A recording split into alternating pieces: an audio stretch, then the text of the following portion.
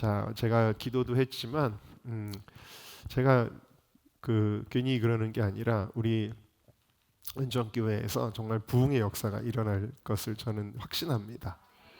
그래서 에지베리 대학교 같은 부흥이 일어날 것 같아요. 근데 그게 언제인지 모르겠어요. 1년 후가 될지 2년 후가 될지 3년 후가 될지는 모르겠지만, 그래서 제가 우리 청년들 예배 드릴 때 만약에 정말 그런 사건이 벌어진다면 어떻게 우리가 대처할 것인지에 대한 그 매뉴얼을 생각을 하고 있습니다. 미리 그게 1년 후가 될지 2년 후가 될지 3년 후가 될지 언제일지는 모르지만, 그래서 한 찬양 인도자가 딱 없더라도 그냥 자연스럽게 그것이 이끌어갈 수 있는 형태를 막 생각하기까지 합니다.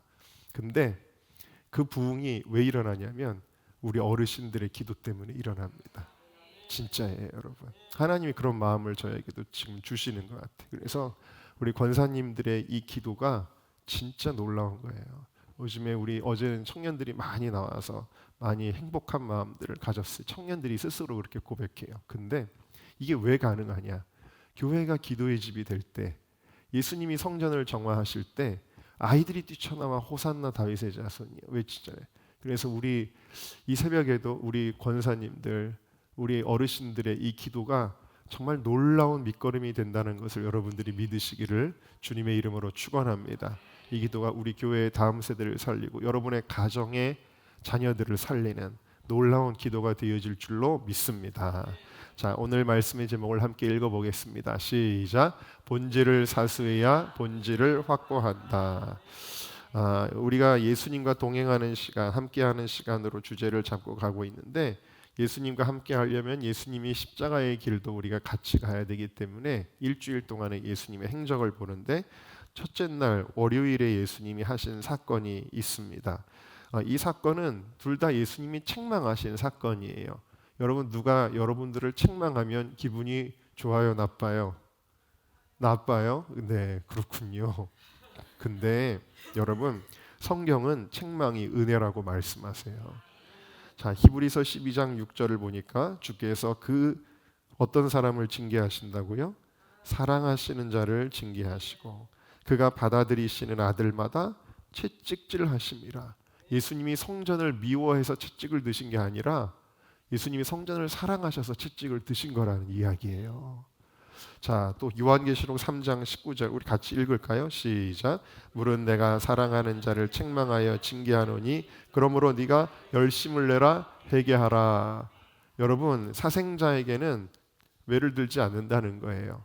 하나님이 우리를 사랑하시니까 때로는 매도 드시고 우리를 징계도 하신다라는 거예요. 그래서 그럴 때마다 우리는 시험에 드는 것이 아니라 어떻게 하는 거예요? 열심을 내고 회개하는 거예요. 할렐루야. 자, 근데 오늘 이제 예수님이 책망을 하시는데, 첫 번째는 성전에서 책망을 하셨고 두 번째는 무화과나무를 보고 책망하셨단 말이에요. 자, 이 두 가지 사건의 특징이 있는데 뭐에 대한 책망이냐면 본질을 잃어버린 것에 대한 책망이에요. 놀랍죠? 같은 두 개의 이 사건이 공통점을 가지고 있는데 본질을 잃어버리게 되면 책망이다. 첫 번째, 성전의 본질을 잃어버렸을 때 예수님이 책망하신 것이다 라는 것입니다. 자, 성전의 본질은 뭘까요? 자, 13절을 읽어보겠습니다. 시작. 저희에게 이르시되 기록된 바 내 집은 기도하는 집이라 일컬음을 받으리라 하였거늘 너희는 강도의 구려를 만드는도다 하시니라. 아멘. 자, 여러분, 성전의 본질이 뭐라고요? 기도하는 집이라는 거예요. 은정교회는 뭐예요? 기도하는 집이에요. 괜히 우리가 무슨 기도의 집 이름을 붙여서 기도의 집이 되는 게 아니라 원래 교회는 기도의 집이다.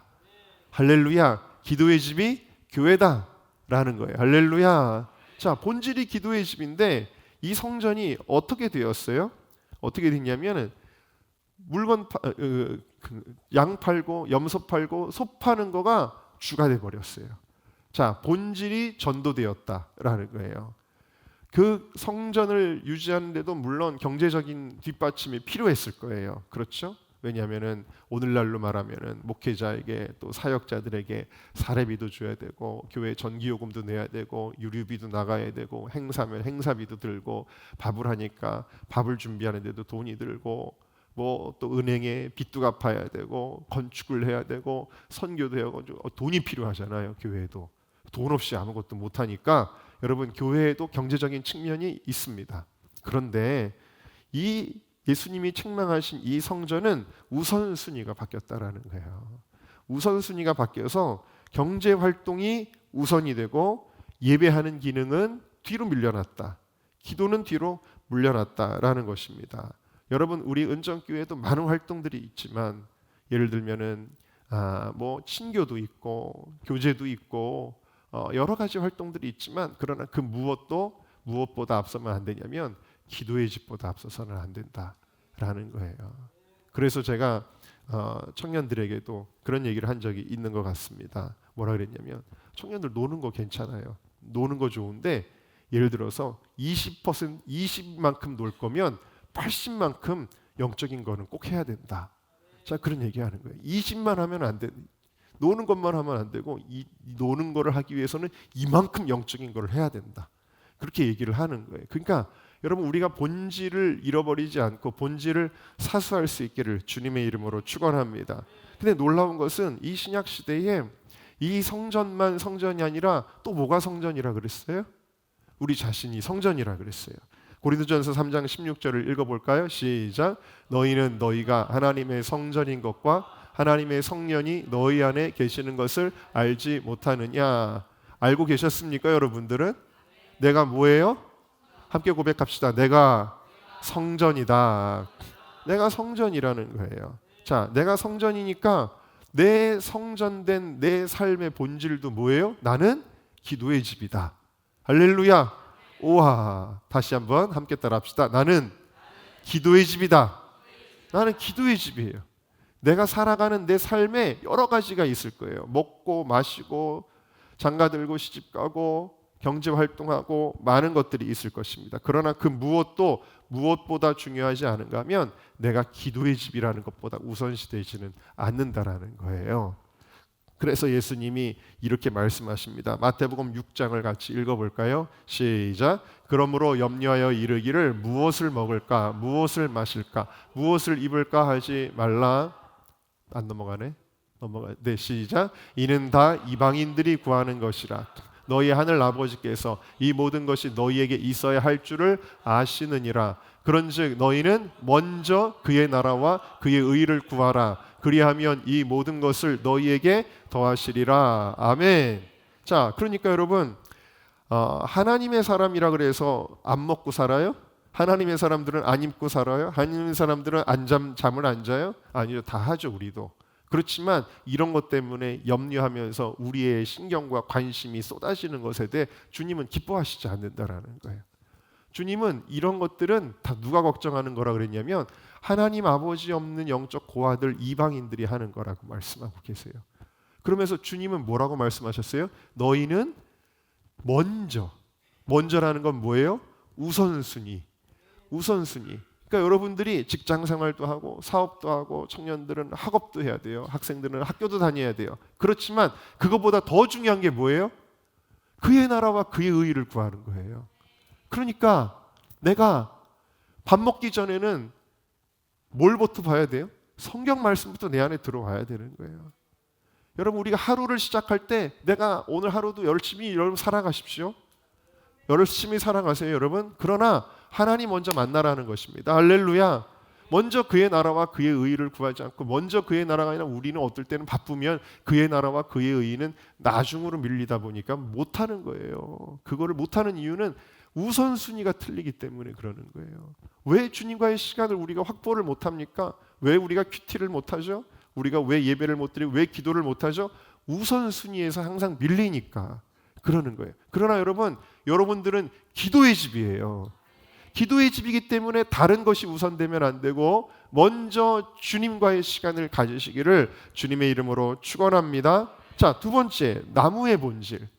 나무의 본질은 뭘까요? 나무의 본질이 뭔지 자, 누가복음 13장 말씀을 한번 읽어볼까요? 시작. 이에 비유로 말씀하시되 한 사람이 포도원에 무화과 나무를 심은 것이 있더니 와서 그 열매를 구하였으나 얻지 못한지라 포도원지기에게 이르되 내가 3년을 와서 이 무화과 나무에서 열매를 구하되 얻지 못하니 찍어버리라. 어찌 땅만 버리게 하겠느냐. 대답하여 이르되 주인이여 금년에도 그대로 두소서. 내가 두릅하고 거름을 줄이니 이후에 만일 열매가 열면 좋거니와 그렇지 않으면 찍어버리소서 하였다 하시니라. 자, 누가복음 3장 9절도 읽어볼까요? 시작. 이미 도끼가 나무 뿌리에 놓였으니 좋은 열매 맺지 아니하는 나무마다 찍혀 불에 던져지리라. 아멘. 자, 그러니까 나무의 본질은 꽃을 많이 피우고 잎을 많이 피워서 화려하고 푸르름을 자랑하는 것이 아니라는 거예요.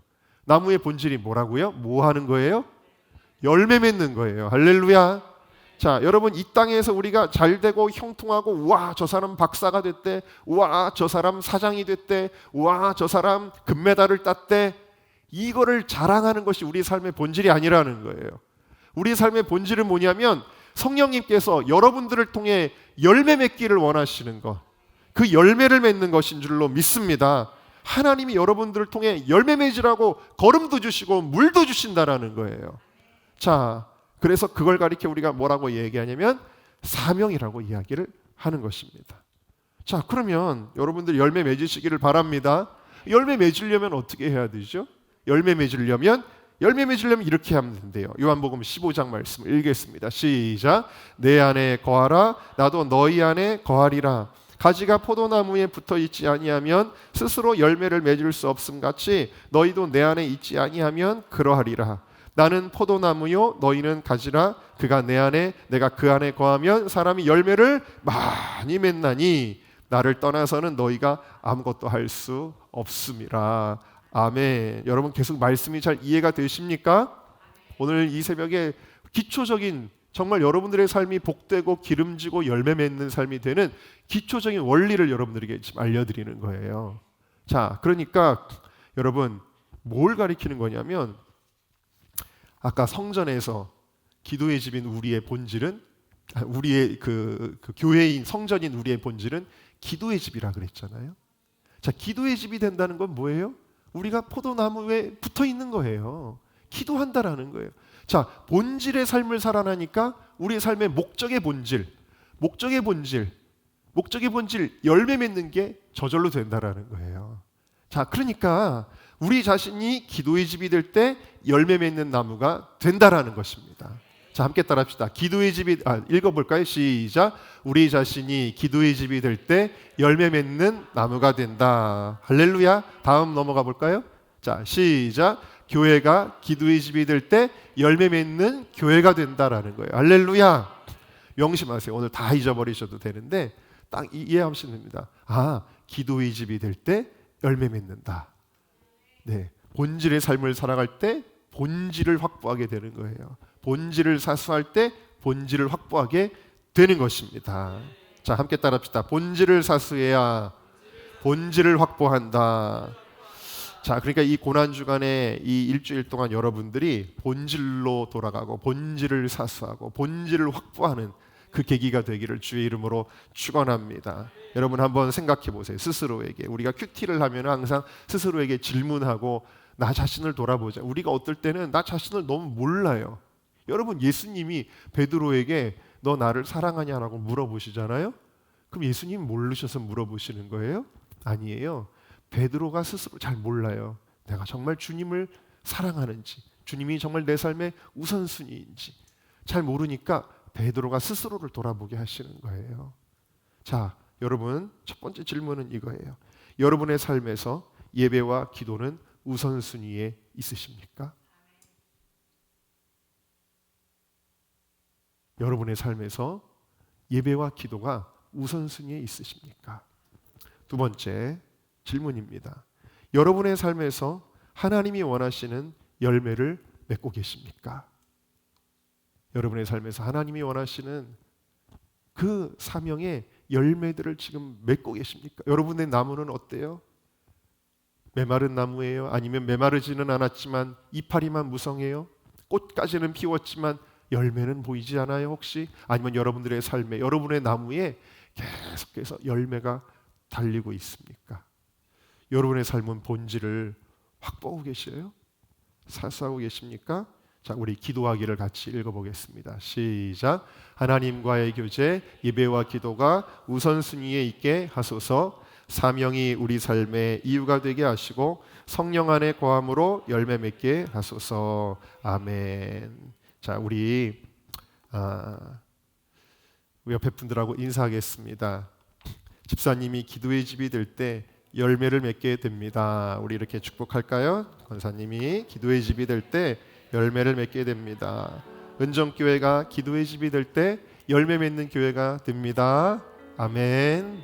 여러분들이 정말 그렇게 되기를 원해요. 열매 맺기를 원합니다. 네. 우리가 언젠가 주님이 오시는 그날에 열매를 가득 광주리에다가 담아가지고 주님 앞에 가기를 원합니다. 할렐루야. 그런 마음으로 하나님, 이제 우리의 마음에 늘 핑계가 많아요. 하나님, 이것 때문에 제가 너무 힘들고 이것 때문에 너무 바쁘고 이러니까 내가 주님 힘들어서 이걸 못하고 그러잖아요. 우리 핑계가 많잖아요. 근데 주님은 그거 다 내려놓고 아니야, 본질로 돌아가자. 본질로 돌아가자. 그 모든 거 다 내려놓고, 우리가 내려놓지 않으면 하나님이 내려놓게 하시는데요, 고통스러워요. 그거는 결국에는 하나님이 사랑하는 사람들은 만들어 가세요. 하나님이. 근데 하나님이 다 이렇게 꺾으시고 포기하게 하시고 내려놓게 하시면 너무 고통스러워요.